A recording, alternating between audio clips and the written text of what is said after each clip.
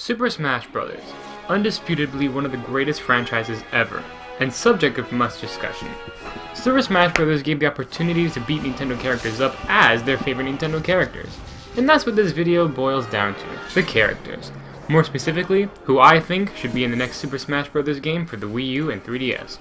Now before I begin, I'm not including veterans that just haven't been announced yet, like Yoshi or Ness, because that would make the list too short since there's a lot of them.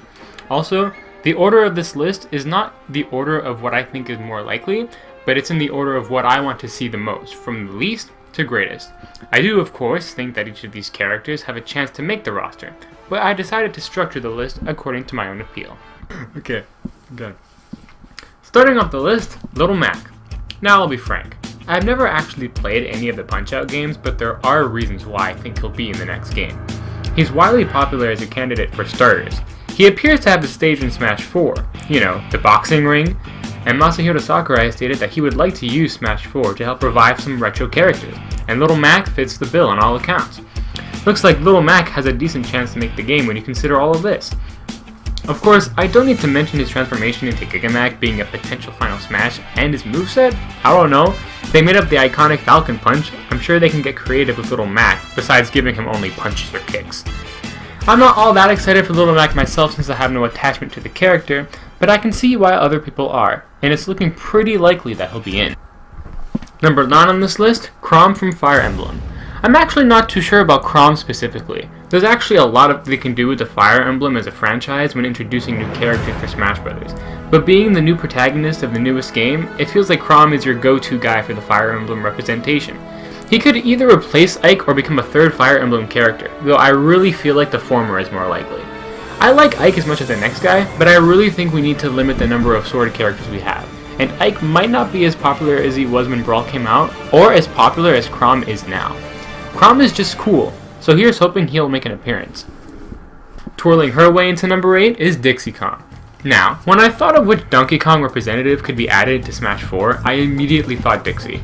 She's female and rounds off the franchise in Smash well, being Diddy's girlfriend. In addition, she could add a new style of gameplay to Smash with ponytail tricks and great recovery. I think the best way to defend Dixie as a potential character is to look at what is commonly known as the Forbidden 7, which are characters that were in Brawl's game disc but did not make the cut into the actual game itself. Dixie was on that list. Considering Sakurai often puts characters in later installments than intended, it wouldn't be a surprise to see this monkey in the next game. Number 7, Shulk. Shulk has a lot going for him. He has a unique weapon and abilities, very popular, and is a new IP from Nintendo. His game has incredible stages and music that fit the Smash Bros. Scene very well. And I'll be frank, without Smash Bros, I wouldn't have gotten into the Star Fox series, the Fire Emblem series, Metroid, or Kid Icarus. Smash Bros. Has a way to promote attention for the franchises the characters come from, and adding Shulk would be a great promotion for one of their newest IPs. Mix that with your variety of abilities that Shulk brings to the table, and you've got an awesome character. I would be surprised to see if Shulk didn't make the roster for this game. Number 6 on this list is the Pokemon Trainer. Now I know I said no veterans, and I meant it, but this Pokemon Trainer isn't exactly the same as the one that I have in mind. I like the idea of Pokemon Trainer, and you know what? It gives us a great multi-character slot without taking up a lot of space on the roster. However, I'd like the Pokemon to change and revolve. Instead of Kanto region starters, let's see some Johto region starters, or even Mega Evolution Kanto starters. Long story short, I like the Pokemon Trainer's mechanic, but let's change up the starters a bit, that's all. The more I think about new playable starters, the more I like it, and that's why Pokemon Trainer makes my number 6. No tricks, my number 5 is Zoroark. This is mostly due to trend. During the time of Melee, Mewtwo was highly popular and put in the game, and had a movie based on him. The same thing applied to Lucario, who had similar features and abilities. Zoroark follows suit, and has the same characteristics as his predecessors. Is it so unlikely for Zoroark to make the list? No, the chances aren't actually so shabby. The only issue I could see with Zoroark being in the game is that I can't seem to figure out a way to incorporate his signature illusion ability into the game. But besides that, he can fit the role in Smash that Lucario and Mewtwo have had. While I admit that the odds don't seem high, I like Zoroark. He's one of my favorite Generation 5 Pokemon, and that's why he's on my list. Number 4. Now we get into some characters I really want to see, and we start off with Toon Zelda. Now why Toon Zelda? Well, we got Toon Link, why not Toon Zelda? Similarly to Dixie, Her data was on the disc for Brawl, and with the Wind Waker remake about to sail on by, it's not too unbelievable to think that she'll make the cut. Tetra's spunk with Zelda's magic provides a unique contrast in gameplay, but it would differ a little bit from Sheik. In addition, she's a popular request, and I can see why. I like the unique duo to make an appearance. Enough of the Link spin-offs. We want Toon Zelda. Or at least, I do. Number 3. For the love of Kraid, give me a new Metroid character. I don't care who it is. Well, except the guys from Other M's Federation. Please no. But I will say, Ridley is unlikely. I'm going to throw this out there. Ridley is unlikely. Why? Take a good look at the release image of the Pyro Sphere. It's a bit unnoticeable, but look just behind the stage above Samus's charge shot. You can see Ridley's wing propped up just slightly from behind the stage. So I don't think Ridley's going to be a character. Just gonna get that out of the way. It seems like he's going to be a stage hazard, or at least a part of the stage in some way. Now back on topic. They can include any cast of characters from the Prime games mostly. There's a large crew to pick from, to be honest. And those saying that Metroid Prime games are too old and irrelevant, Ice Climbers are old, Little Mac is old, Mario is old. The point is, Metroid has been around for 20 plus years.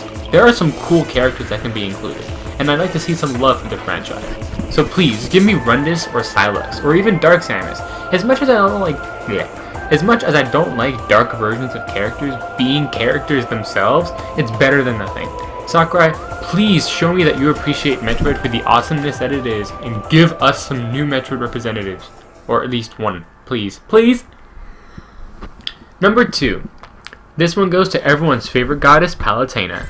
Now, let me tell you, Uprising was an amazing game. If you haven't played it, I actually feel sorry for you.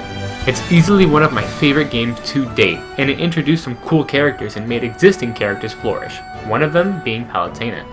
I think there's a strong chance for Palutena considering it's one of Sakurai's characters. In addition, I don't find it a coincidence that Sakurai decided to wait for Uprising to release in stores before developing Smash 4. I honestly think he wanted the public, on some level, to get to know the characters of the newest Kid Icarus game, so that he can introduce one of them in Smash. Now I'll say this, Magnus is cool, but he's just a sword character, something that we have a lot of. And he doesn't get much development or growth in the story, making him a pretty static character and not as appealing as the much more unique goddess Palutena. And as pointed out by many, while being a goddess, Palutena's powers are minimal and down to earth in terms of power. She's popular, female, and brings something new to the table, and I would love to see her in the next game. Maybe her final smash could be something like... I don't know, I just want her in the next game. Now this character I'm going to be spending a lot of time talking about because it's pretty controversial. My absolute favorite character that I want to see in the next Smash Bros. Game might be a shock to some, but Crystal from the Star Fox series. I really like Crystal. I think she's cool. And you know what? I like Star Fox Adventures, okay? There's a lot of things she brings to the game that I think would make her extremely likely. 1. Her staff. No other character in the game uses a staff. Currently, we are flooded with swords. But Crystal's staff could create some interesting A attacks with some extended reach, making her a mid-range fighter considering her melee but space staff fighting and magical long-range abilities. In Star Fox Adventures, Crystal's staff was a universal multi-purpose staff that can be just as versatile in Smash, creating some interesting gameplay elements. Number 2. Not a clone. What I like about Crystal is that she wouldn't be a clone, but she's flexible enough to be one if Sakurai wanted to make her that way.